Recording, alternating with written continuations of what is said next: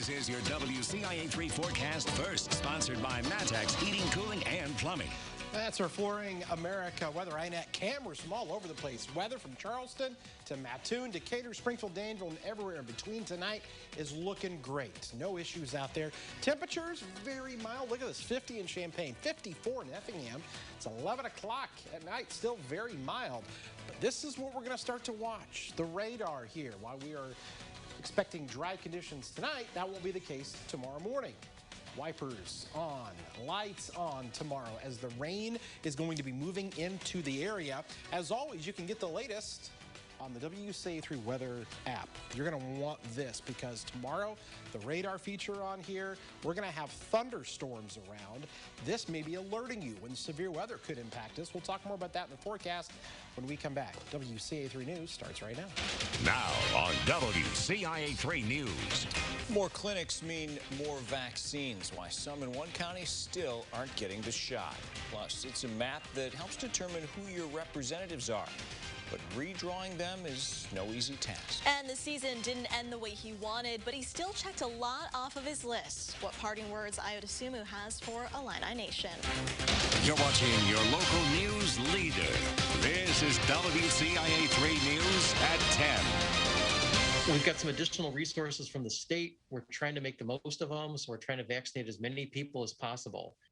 While some people wait and wish for that COVID vaccine, one county in central Illinois is urging people to get vaccinated this week. Good evening. I'm Paul Chikine. And I'm Jessica Coons. Vermilion County is opening up the vaccine to all adults there, but some are still choosing not to get vaccinated.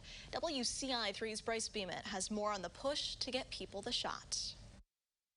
With that additional help, we're able to do vaccination clinics 6 days a week. Vermilion County is getting help administering the COVID-19 vaccine from the state. The National Guard and extra nurses are there this week to help vaccinate the public.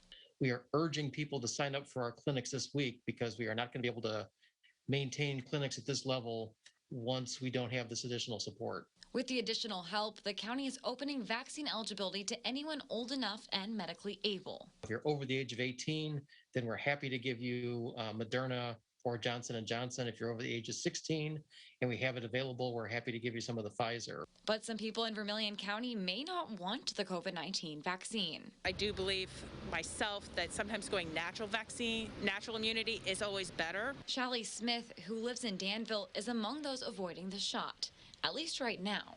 I do take an insane amount of natural immunoboosters, probiotics, D3, and zinc. So I may just naturally have that ability. Smith says she is not opposed or against the vaccine. It has nothing to do with the vaccine itself. It's just like I said before, I would prefer if I can get a natural immunity, I would prefer to do it that way. But the CDC has said it doesn't believe there's existing human immunity to the virus. In Vermilion County, health officials believe the vaccine is the best way to get rid of the pandemic. If you're old enough to get the vaccine and you're medically able to get the vaccine, we want to give you the vaccine. Vermilion County health officials do not want the National Guard to be pulled early. So if you want the vaccine there, you can call to set up an appointment or go online. We'll have that link and number on our website. The U.S. could soon have a fourth vaccine. Reports from the U.S. trials of the AstraZeneca vaccine are in. It shows the two-shot dose is 79% effective at stopping symptoms. Company says it was 100% effective at stopping severe illness and hospitalizations. Here's a look at the 7-day average for vaccinations, down today to just over 92,000. Sunday, 41,000 plus people were vaccinated. Close to 1.8 million people, as you can see in the state, are fully vaccinated. As for the latest case numbers, more than 1,200 new infections announced today. 22 more people have died. The state's positivity rate is at 2.9%. A 15-year-old was shot overnight in Decatur. This happened at the corner of Church and Division Streets. The victim's mother says a bullet went into her home and hit her son in the leg. He went to the hospital in critical condition, but was able to talk to her on the phone. If you know anything that may lead to an arrest, give Decatur police a call. And Springfield police are investigating after a man was shot in a car this afternoon. This happened at a car wash near North Peoria and East Ridgely. Officers were in the area when they heard gunshots. They say a 23-year-old man was shot in the shoulder while in a car. He's expected to recover. No word on any suspects right now. Here's a follow-up to an officer-involved shooting. Sangamon County State's attorney says criminal charges will not be filed against a Chatham police officer. Police were called for a disturbance involving a man with a knife on March 5th. That person moved toward Officer Adam Hahn, who told him to drop the weapon. The man did not, and Hahn shot 4 times. The suspect was hit 4 times, but survived. A nurse from Tuscola was sentenced to 6 years for using patients' morphine. 47-year-old Candace Mills worked as a registered nurse at Illini Heritage Rehab and Healthcare in Champaign in 2018. She admitted to using residents' morphine, infrequently at first, but eventually every day. Co-workers recalled patients having trouble with pain near the end of their lives. Mills stole the drugs from those people. Police are investigating after a woman was hit and killed in a store parking lot. The Champaign County Coroner's Office says 77-year-old Carol Leisure was run over Thursday afternoon at the Dollar General in Gibson City. She was taken to an Urbana hospital but was pronounced dead in the ER. Store employees tell us Leisure was always kind and patient when she shopped there. The grandmother of 3 was a crossing guard for more than 30 years for GCMS schools. She took a great deal of pride in her work. She was there for 45 minutes every morning and every afternoon and took pride in the fact that her kids were going to cross that street safely. It meant a lot to her. Police have not released the name of the driver involved or said if there will be charges. Leisure's celebration of life is set for Friday. State police are investigating a deadly crash in Sangamon County. This happened on Route 54 at Main Street in Spalding. The coroner confirmed a 63-year-old Riverton man was pronounced dead at the scene. His name has not been released.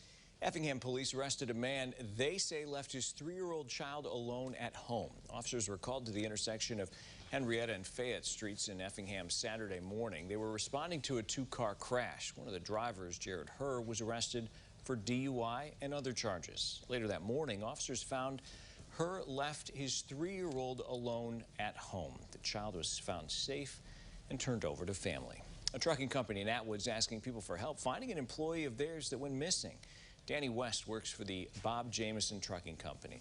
It says they last heard from him when he left Decatur Friday morning. He was picking up a shipment meant for Kansas. They say he never made it. Missing persons reports have been filed in Kansas, Missouri, and Illinois. A Decatur house fire is being ruled suspicious. Firefighters were called to East Condit and North Charles last night. Smoke was coming from the back of the home when they got there. They say the fire damage was limited to the kitchen, but there was smoke damage throughout the whole home. The state fire marshal is investigating. No one was hurt. Many things took a hit during COVID-19, how it's now causing issues redrawing the state's political maps. Plus, Aya DeSumo looking ahead to the NBA, but Coach Brad Underwood says he leaves a legacy behind him. Kevin, you're looking ahead to some rain. Rain tomorrow, maybe even some thunderstorms. We've got the potential for maybe some severe weather. We'll have to talk about that when we come back. But today's recap, how about the highs in the 60s? Oof, that was nice, but changes are coming. We're talking the storms, the big winds, and we'll show you what day may be pretty nice this week coming up.